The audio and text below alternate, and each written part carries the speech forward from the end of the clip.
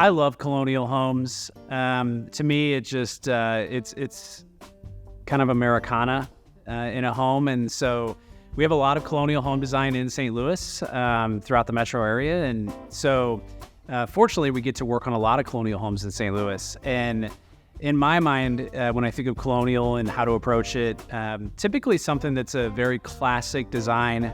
We don't want to go with anything overly offensive. And then that traditional plank lap siding is what you would have seen built on the homes, back in the 1800s.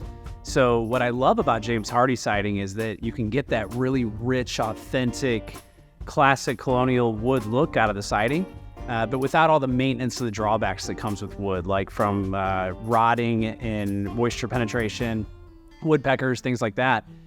So with James Hardie siding, it's pretty common that we go with it with a nice wide plank siding throughout the home.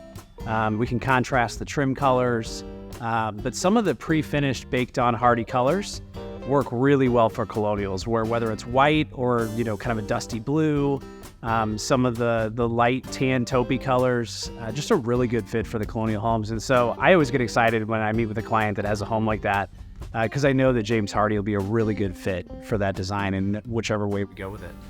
When I work with clients that have a Colonial design home, we want to talk through the design elements and what's going to do that home justice.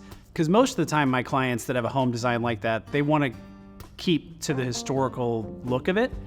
So we'll usually we'll start with profile. And so a lot of times the Colonial homes, it'll be a plank or lap-sided home. And then what we have to look into is how wide do we want that plank to be? Do we want it to be a 7-inch or a 6 or a 5-inch, or go something wide like a 10-inch lap? Typically 7-inch is the most popular in St. Louis. It happens to also be the most cost-effective way to do Hardie. And I think it gives a really rich wood look to the home, and very authentic to have that 7-inch plank. And then we'll look at trim. What's popular now has been contrasting trim colors. So let's say someone picks cobblestone for the siding. They may choose Arctic white for their trim to give it a little bit of contrast and detail around the corner trim, around the windows and doors. And then other times we do monochromatic, where it's just one color throughout, very clean, classic. I think when we approach it, the concept is we want it to look fantastic day one. And then 10 years from now, look back and say, you know what, we're still glad we chose that design choice, because it's a timeless design that'll last for 20, 30 years and never go out of style.